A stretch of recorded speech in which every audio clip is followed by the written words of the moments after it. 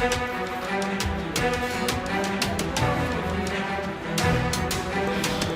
काही गरज नाही.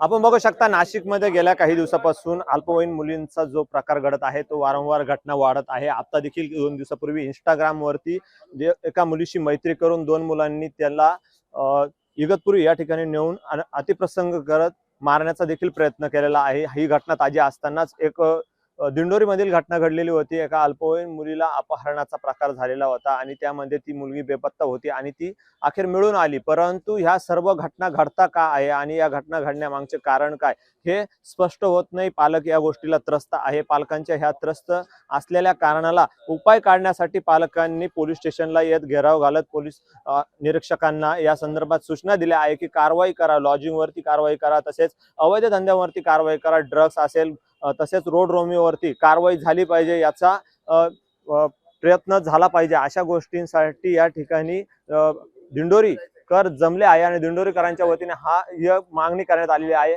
तरी आपल्यासोबत बोलण्यासाठी दिंडोरीतील काही नागरिक आहे. काय सांगाल, आपलं नाव काय? मी योगेश माधवराव बर्डे.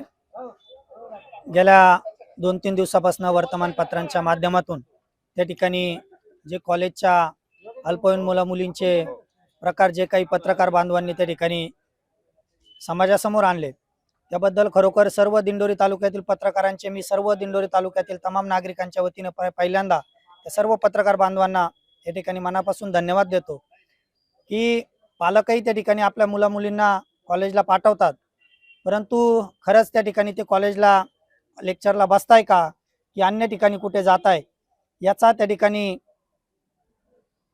हा प्रकार बघितल्यानंतर खरोखर या ठिकाणी मी तर पहिल्यांदा सांगेल की पालकांनी सुद्धा त्या ठिकाणी मोबाईल आपल्या मुला मुलींकडे देताना पहिल्यांदा विचार केला पाहिजे की खरोखर त्यांना मोबाईलची किती गरज आहे आणि मोबाईल दिल्यानंतर हे असे जे प्रकार त्या ठिकाणी समोर येत आहे आज या आपल्या वर्तमानपत्रांच्या मीडियाच्या माध्यमातून हे खरं तर हे पालकांपर्यंत सगळे प्रकार त्या ठिकाणी पोहोचलेत. तो अतिशय गंभीर बाब आहे. शेवटी प्रत्येकाला त्या ठिकाणी मुलं मुली आहेत, परंतु जर अशा चुकीच्या मार्गाला ते जर जात असतील निश्चितपणाने त्या ठिकाणी असले सोशल मीडियाच्या माध्यमातून असले प्रकार कारण घडत आहे. आणि आता इगतपुरी येथील ताजी घटना आहे. एका अल्पवयीन मुलीला त्या मुलीवरती अतिप्रसंग करत मारण्याचा प्रयत्न केलेला आहे. या संदर्भात काय सांगा? निश्चितपणानं त्या ठिकाणी मुलांकडनं काहीतरी मुलींना त्या ठिकाणी आमिष दाखवली जातात आणि कुठंतरी एक नुकत्याच वयात येणाऱ्या मुली त्या ठिकाणी त्या आमिषांना बळी पडतात आणि त्याचं रूपांतर काहीतरी थोडंसं त्यांना लालच दाखवून त्या ठिकाणी प्रेमात फसवलं जातं आणि त्या ठिकाणी पुढे मग असे प्रकार त्या ठिकाणी अगदी मारण्यापर्यंत त्यांना त्या ठिकाणी जातात. म्हणून खऱ्या अर्थानं माझी मुलींना सुद्धा विनंती आहे की त्या ठिकाणी आपण सुद्धा खूप या ठिकाणी काळजी घेतली पाहिजे. या ठिकाणी अवैध धंद्यांचा देखील विषय काढण्यात आला. अवैध धंद्यासंदर्भात काय सांगा? निश्चितपणानं दिंडोरी तालुक्यात मोठ्या प्रमाणात त्या ठिकाणी अतिशय मी तर म्हणतो प्रत्येक किराणा दुकानावरती त्या ठिकाणी बऱ्याच ठिकाणी 90% ग्रामीण भागातल्या किराणा दुकानांवरती दारू विकली जाते. ही दारू कोणाच्या आशीर्वादाने विकली जाते, गुटखे कोणाच्या आशीर्वादाने विकले जात आहे हे खरं तर त्या ठिकाणी बघितलं पाहिजे. म्हणून आज आम्ही सर्व दिंडोरी तालुक्यातील पत्रकार बांधवांच्या नेतृत्वाखाली सर्वपक्षीय लोक या ठिकाणी एकत्र आले आणि या ठिकाणी आम्ही पोलीस प्रशासनाला सुद्धा याबाबतचा जाब त्या ठिकाणी विचारलाय आणि पुढील काळात या ठिकाणी पोलीस प्रशासनाने जर या विषयाची गंभीर नाही दखल घेतली तर मोठ्या प्रमाणात या ठिकाणी जन आंदोलन उभं केलं जाईल.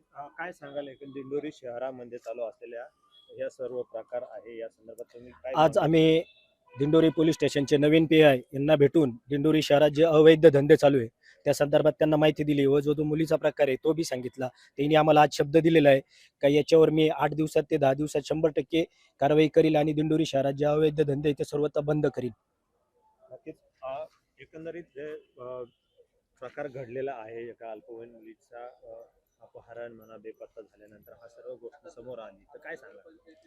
दिंडोरी शहरात असा काही प्रकार पूर्वी घडत नव्हता, परंतु शहरी भागाचे लोक दिंडोरी शहरात ते पसरत लागल्याने सर्व पालकांना आणि दिंडोरीकरांना विचार करण्यासारखी गोष्ट आहे.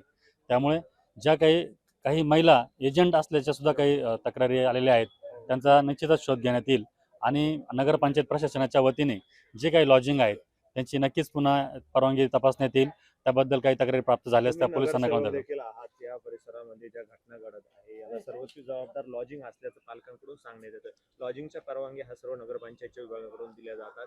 तर आपलं याच्याकडे लक्ष आहे का? आपल्याला वाटतंय आपल्यावरती सरळ हा आरोप करण्यात येत आहे प्रशासनावरती नगरपंचायत? नगरपंचायत प्रशासन ही व्यवसाय परवानगी देत असते, परंतु परवानगी ही दिल्यानंतरही त्याच्यानंतर आम्ही नगरपंचायतच्या वतीने भरारी पथक नेमण्याची कारवाई चालू केलेली आहे. आणि नक्कीच जे काही लॉज असे अवैध प्रकार करत असतील त्यांच्या परवानग्या रद्द करण्यात येतील आणि ते कायमस्वरूपी बंद करण्यासाठी सुद्धा महाराष्ट्र शासनाकडे मुख्यमंत्री साहेबांकडे प्रस्ताव पाठवण्यात येतील. आणि दिंडोरीकरांची काळजी कशी घेतली जाईल यासाठी नगरपंचायतच्या वतीने मी शब्द देतो. नक्कीच. आपण शिक्षक म्हणून एकंदरीत विद्यार्थ्यांच्या या सर्व गोष्टी आहे अल्पवयीन मुलांच्या बाबतच या घटना घडत आहे. शिक्षक म्हणून काय सांगाल? नक्कीच आपल्या ह्या दिंडोरी तालुक्यामध्ये जी काही घटना घडली या घटनेचा मी सर्वप्रथम तमाम दिंडोरी तालुक्याच्या वतीने निषेध करतो.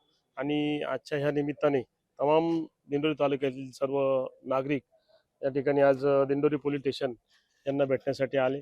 या निमित्ताने मी एक गोष्ट सांगू इच्छितो की आपल्याकडे ह्या दिंडोरी शहरामध्ये तालुक्याचं ठिकाण असल्यामुळे आजूबाजूच्या 25 ते 30 खेड्यातून शाळेसाठी कॉलेजसाठी विद्यार्थी येत असतात. आणि ही एक गोष्टी घडत असताना त्या विद्यार्थिनीची जी काही सुरक्षा आहे ही सुरक्षा प्रशासनानं किंवा जनतेनं घेणं हे अत्यावश्यक आहे. आणि हे करत असताना या ज्या छोट्या छोट्या विद्यार्थिनी असतात यांच्या दृष्टिकोनातून ज्या घटना घडतात या बाबतीत जर विचार केला तर दिंडोरी नगरपंचायतच्या दृष्टिकोनातून नगरपंचायत ज्या ज्या काही लॉजिंग असतील किंवा ज्या ज्या काही अवैध ठिकाणी असतील यांना परवानगी देत असताना त्याची संपूर्ण माहिती त्यांनी घेतली पाहिजे.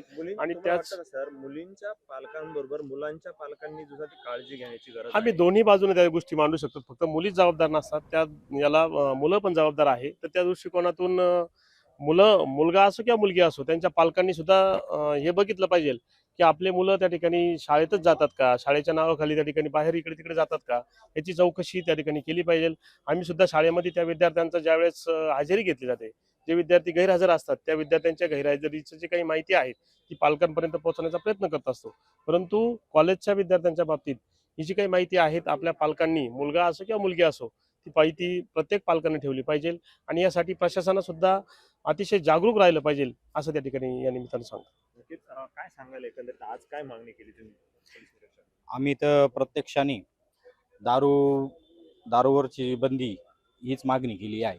कारण येणाऱ्या पूर्ण ग्रामीण भागात दिंडोरी तालुक्यातल्या आजूबाजूच्या पूर्ण खेडेपाड्यामध्ये 3-3, 4-4 गुड्डे झालेले, अड्डे झालेले. त्या अड्ड्यांचं प्रमाण गाड्यावर एकदम चुकीचं प्रमाण झालं. लोकांचे संसार उद्ध्वस्त होत आहे. आणि येणाऱ्या काळात ह्या दिंडोरी शहरात हा एवढा मोठा रॅकेट सुरू झाले. अल्पवयीन मुलींना एक कोणत्या तरी आमिषापोटी ते करून त्यांची फसवणूक करून पळवण्याचा प्रकार जो आलाय तो एकदम निंदनीय आहे. आणि याला तर सर्वस्वी जबाबदार मी प्रशासनालाच धरील. कारण प्रशासनाचे लागे बांधे असल्याशिवाय या गोष्टीला कोणी प्राधान्य देत नाही. नक्कीच तुम्ही या संदर्भात वरिष्ठ प्रशासनाकडे तक्रार करणार? नक्कीच आम्ही सर्वजण याच्याविषयी वरिष्ठ पातळीवर जाऊन तक्रार करणार आहोत. नक्कीच. महिला म्हणून आपण काय सांगाल एकंदरीत ह्या जर सर्व घटना घडत आहे आणि महिलांवर होणारे अत्याचार हे महाराष्ट्रासह देशात वाढलेले आहे, त्या संदर्भात काय सांगाल? सध्याची जी परिस्थिती आहे संपूर्ण महाराष्ट्रात तर आहेच, परंतु दिंडोरी सारख्या ग्रामीण भागातही प्रचंड प्रमाणात याचं लोण पसरलेलं आहे. बरं, हे पसरण्याचं कारण फक्त प्रशासनच सगळीकडे जबाबदार धरून चालणार नाही. प्रशासनाची जेवढी जबाबदारी, तर एक आई म्हणून मी हे पण सांगेन की आई वडिलांची सुद्धा तेवढी जबाबदारी आहे. कुठेतरी काहीतरी चुकता आहोत का, मोबाईल असेल किंवा काय असेल, तर याच्या मार्फत मुलींना सुरक्षा देणं हे तर गरजेचं आहेच. पण त्याचबरोबर मुलींना असेल किंवा मुलं असू द्या, तुम्हाला याची कल्पना आहे की आजकाल धोका हा फक्त मुलींना नाही, मुलांना सुद्धा हा धोका वाढलेला आहे. मुलांवरती सुद्धा तितक्याच प्रसंगी 100% गोष्टी घडल्या जातात. मुलां- त्यावरती गुन्हे देखील दाखल होतात, होत- हे घटना समोर देखील येतात. हो. परंतु मुलींच्या जे सोशल मीडियाचा जो वापर आहे त्याचा अतिरेक होतो असं वाटतं. त्याचाच अतिरेक होतो आहे. म्हणूनच इथे आई किंवा वडिलांनी प्रामुख्याने याची पण काळजी घेतली पाहिजे की मोबाईलचा वापर किती प्रमाणात केला जातोय, कशासाठी केला जातोय, आणि वचक ठेवणं म्हणजे काय असतं हे जोपर्यंत पालक मुलांना आपल्याला समजून सांगत नाहीये किंवा काय होतंय, जोपर्यंत आई वडील संवाद साधत नाही तोपर्यंत मुलांनाही या गेल्या 8 गोष्टी दिवसात लक्षात राहणार नाही. नाशिकमध्ये 8 ते 9 घटना घडलेल्या आहे अल्पवयीन मुलींच्याच बाबत, अल्पवयीन मुलांच्याच बाबत. तर एकंदरीत काय वाटतं तुम्हाला एकंदरीत हे सर्व चित्र बघून? हे सर्व चित्र बघून सर्वात महत्वाचं असं आहे, कुठेतरी कुणाचा तरी वचक कमी पडतोय का? फक्त पोलिसांचाच याला खरोखर वरदहस्त आहे का? जी चर्चा सुरू आहे की यांचा पोलिसांचा वरदहस्त असतो किंवा काही ठिकाणी प्रशासनाच्या चुका असतील, तर त्या ज्या आहे ते सुधारवणं 100% गरजेचं झालेलं आहे.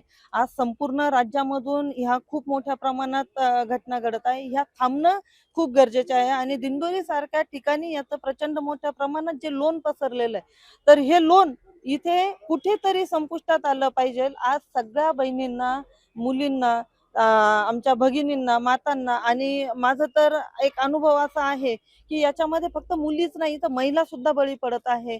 तर इथे मी महिलांना इथे हे सांगू इच्छिते की थोडीफार याची काळजी आपणही कुठेतरी घेणं गरजेचं आहे.